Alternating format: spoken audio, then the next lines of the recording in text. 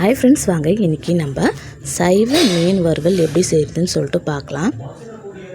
சில டைமில் நம்ம வீட்டில் அசைவம் செய்ய முடியாது. அந்த மாதிரி நேரத்தில் இந்த மாதிரி செஞ்சு கொடுங்க, நல்லா விரும்பி சாப்பிடுவாங்க. இது சைவமா இல்லை அசைவமானு சொல்லிட்டு குழம்பிட்டு எதுவும் கேட்க மாட்டாங்க. நீங்கள் அசைவம் தான் செஞ்சுருக்கீங்க, மீன் வறுவல் தான் செஞ்சுருக்கீங்கன்னு சொல்லிட்டு நல்லா விரும்பி சாப்பிடுவாங்க. இன்றைக்கி நான் இதை வாழைக்காலை வச்சு செஞ்சுருக்கேன். இந்த மாதிரி நீங்கள் கத்திரிக்காயும் செஞ்சுக்கலாம். அதுக்கு நான் 5 வாழைக்காய் நடுத்தர வாழைக்காவை எடுத்து வச்சுருக்கேன். அது தோல் சீவி இந்த மாதிரி நீல வாக்கில் கட் பண்ணிக்கலாம். ரவுண்டாக கட் பண்ணக்கூடாது. ரவுண்டாக கட் பண்ணால் அது வாழைக்காய் பொரியல் ஆகிடும். அதனால் நம்ம இந்த மாதிரி ரவுண்டாக கட் பண்ணிக்கலாம். பெரிய வாழைக்காவாக இருந்தால் நல்லா வஞ்சர மீன் மாதிரி சூப்பராக இருக்கும். எனக்கு நடுத்தர வாழைக்காவை கிடைச்சதுனால இந்த சைஸ் தான் கிடச்சிச்சு. இந்த மாதிரி நம்ம கட் பண்ணி எடுத்துகிட்டு வந்துடலாம். பாருங்கள், இதில் நடுவில் நீங்கள் ஹோல் போட்டுக்கிறதுனாலும் போட்டுக்கலாம். போட்டிங்கன்னா அப்படியே ஒரிஜினலாக மீன் மாதிரி இருக்கும். நான் இன்றைக்கி போடலை. நீங்கள் விருப்பப்பட்டீங்கன்னா அந்த மாதிரி போட்டுக்கோங்க. இப்போ நான் எல்லா வாழைக்காயும் கட் பண்ணி எடுத்துகிட்டு வந்துடுறேன்.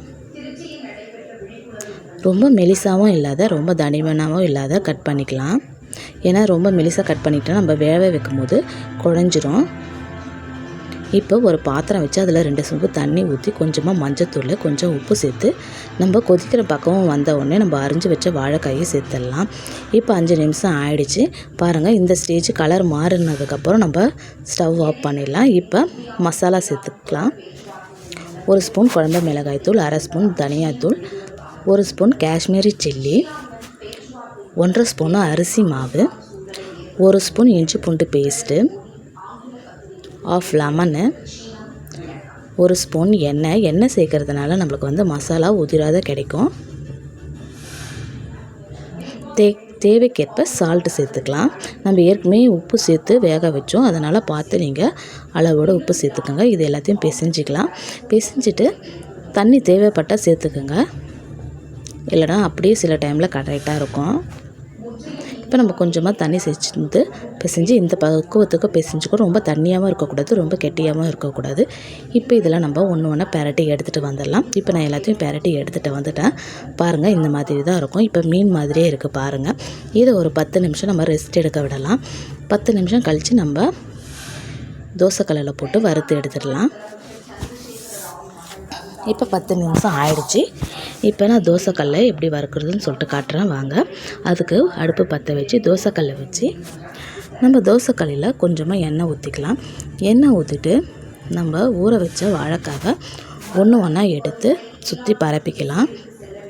நம்ம தோசைக்கல்லை எந்த அளவுக்கு இடம் இருக்கோ அந்த அளவுக்கு வச்சுக்கலாம். எண்ணெய் சேர்க்க விரும்பாதவங்க இந்த மாதிரி தோசைக்கல்லில் வறுத்துக்கலாம்.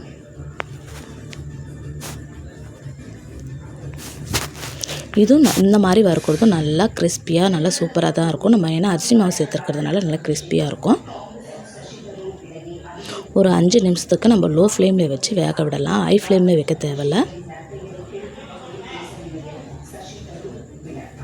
தேவைக்கேற்ப எண்ணெய் ஊற்றிக்கலாம். எண்ணெய் வேணானாலும் நீங்கள் விட்டுடலாம், ஏன்னா இது நல்லா தான் இருக்கும்.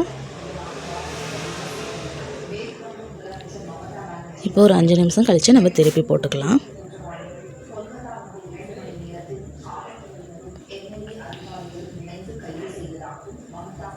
இப்போ 5 நிமிஷம் ஆயிடுச்சு. நம்ம இன்னொரு சைடு வேக விடலாம். பாருங்கள், நல்லா சூப்பராக கிறிஸ்பியாக இருக்குது. மசாலாவும் உதிராத இருக்குது பாருங்கள். இதுக்கு தான் நம்ம மிக்ஸ் பண்ணும் போதே 1 ஸ்பூன் எண்ணெய் சேர்க்கணும்னு சொல்லிட்டு சொன்னேன் இல்லையா, அதுக்கு தான்.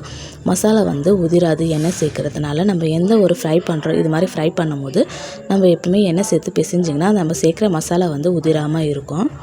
பாருங்கள், ஒரு மசாலா கூட உதிராமல் நல்லா எல்லாமே அந்த காயிலே ஒட்டிகிட்டு இருக்குது. இப்போ இன்னொரு சைடும் நம்ம ஒரு 5 நிமிஷம் வேக விடலாம்.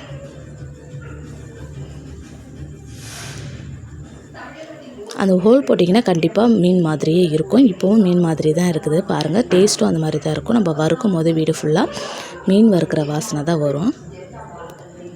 இப்போ 2 சைடும் வறுந்துருச்சு. நம்ம எடுத்துடலாம் இதை.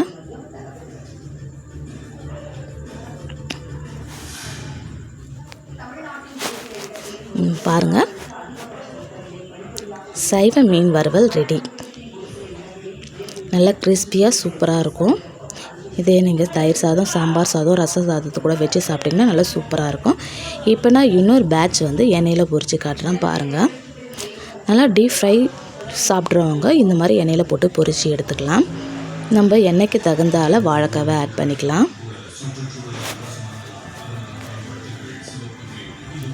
நல்லா ஒரு 5 நிமிஷம் வேக விடலாம். 5 நிமிஷம் கழித்து நம்ம திருப்பி போட்டுக்கலாம்.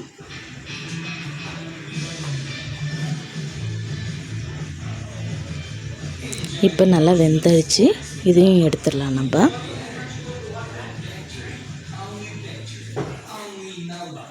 இப்போ பாருங்கள் டீப் ஃப்ரை பண்ணால் வாழைக்காயும் ரெடி.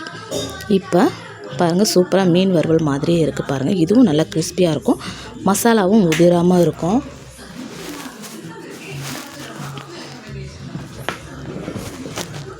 இந்த வீடியோ பிடிச்சிருக்குன்னு சொல்லிட்டு நம்புகிறேன்.